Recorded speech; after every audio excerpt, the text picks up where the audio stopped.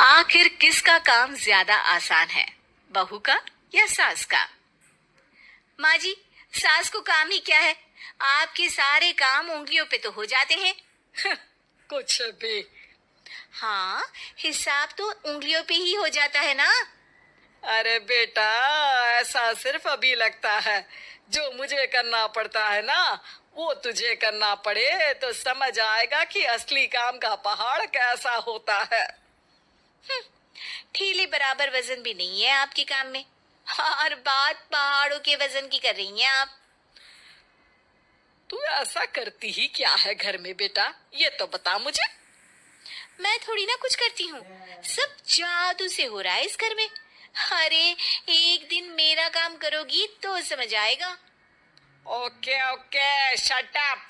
कल से मैं घर के काम करूंगी और तू मेरी जगह हर चीज का हिसाब रखना, ठीक है? ठीक है, ये भी कर लेते हैं। ये सास बहू की डील के बारे में रश्मि के पति अमन को नहीं पता था, और ना ही अमन के पिताजी सुरेश जी को। पर गेहूं के साथ साथ जैसे घुन भी पिस जाता है, ये दोनों भी पीसने वाले थे। सुबह अमन उठकर रेडी होता है ऑफिस जाने के लिए, तो पता है उसके कपड़े नहीं निकले हुए हैं। अरे रश्मि, तुमने मेरे कपड़े नहीं निकाले? अपनी माँ से पूछो ना, उन्हीं का काम है ये। अमन अपनी माँ के पास जाता है। अब मेरे कपड़े आज आप देने वाले हो क्या माँ? हाँ, देना तो मुझे ही चाहिए, पर तेरी बहू ने कपड़े धोने ही नहीं डाले, तो कोई भी धुला हुआ कपड़ा नहीं है बेटा। हैं? ऐसा क्यों? कपड़े तो धोने आप ही देते हो ना माँ? अरे बहू ने तुझे बताया नहीं, अब हम अदल बदल गए हैं। मैं अब बहू और तेरी बीवी सास। अमन परेशान हो गया। वो बिना इस्त्री के कपड़े पहनकर ऑफिस चला गया। सरस्वती जी अपने घुटने के दर्द के कारण झुककर घर साफ नहीं कर पा रही थी, और ना ही खाना बनाना याद रख पाई। उधर रश्मि पहले ही दिन घर की चाबी घुमा चुकी थी, और 300 रुपए का हिसाब अलग नहीं मिल रहा था।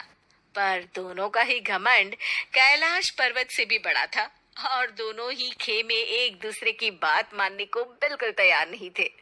शाम को जब सुरेश जी और अमन खाना खाने बैठते हैं, तो सरस्वती जी उनके सामने गाजर और पपीते लाकर रख देती हैं। अरे माँ, ये क्या है? ख्याली पुलाव के साथ सलाद। माँ जी खाना बनाना भूल गई लगता है। अरे एक एक चमन्नी का हिसाब है मेरे पास, खाना बनाना कैसे भूल जाऊंगी? ये तो मैंने पढ़ा था कि फल फ्रूट खाने से सेहत अच्छी रहती है, इसीलिए ये ले, एक फल खा ले। रात को सुरेश जी और अमन अपनी मीटिंग बिठाते हैं अकेले में। बाबूजी, इनकी लड़ाई के कारण ना हमें ठीक से खाना मिल रहा है, उल्टा घर के सारे काम रुक गए हैं। हाँ बेटा, दो भैंसों की लड़ाई में बेचारे खेत के पौधों का भी नुकसान हो रहा है। पर पापा, क्या बताऊं आपको, मैंने माँ को इस महीने की दूसरी तारीख को बिजली के बिल के पैसे दिए थे। आज बिल भरने के लिए मांगने गया तो पता चला कि रश्मि उन पैसों से गैस सिलेंडर ले आई। अच्छा, तो सिलेंडर के पैसों का क्या हुआ? अब सिलेंडर के तो कोई पैसे नहीं थे बाबूजी, हमारे घर पर गैस की पाइपलाइन लगी है ना। बेटा, इन दोनों का कुछ करना पड़ेगा, नहीं तो अपने घमंड के चक्कर में पूरा घर बर्बाद कर डालेंगे ये दोनों। अमन और सुरेश जी काफी सोच विचार के बाद एक निष्कर्ष पर पहुंचते हैं। रात ही को दोनों अपनी पत्नियों की अलमारी देखते हैं कि दोनों पति साड़ी पहनकर चढ़ाव पर सब्जियां काट रहे हैं। अरे, ये सब क्या हो रहा है? क्या हो रहा है मतलब? आप दोनों अदल बदल हो सकते हो तो हम क्यों नहीं? अरे क्या मतलब? नहीं नहीं, मेरी भी बचपन से किसी की बहू बनने की इच्छा थी, तो आज से सरस्वती तुम बड़ी बहू, मैं मिडल बहू और अमन छोटी बहू। अरे लेकिन सब घर पर बैठ जाएंगे तो कमाएगा कौन? ये घर कैसे चलेगा? अब वो तो भैया या बाकी लोग जाने, अब हमने भी अदल बदल कर ही लिया है तो कुछ नहीं हो सकता। रश्मि और सरस्वती जी को समझ में आ जाता है कि उन दोनों की आपस की डील के वजह से इन दोनों को बहुत तकलीफ हो रही है, और उनके ईगो ने दूसरों को कितनी यातनाएं दी है।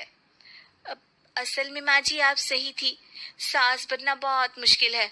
अरे हाँ बेटा, और तू भी, मुझसे तो नहीं हो पाया सब घर के काम, वापस बदल ले क्या? हाँ हाँ बिल्कुल माँ जी, और अब आप दोनों भी बदल लीजिए, कोई आ गया तो आप दोनों को देखकर क्या सोचेगा। अच्छा है, आप दोनों के समझ में ये बात तो आई। मैं फटाक से कपड़े बदल लेता हूँ।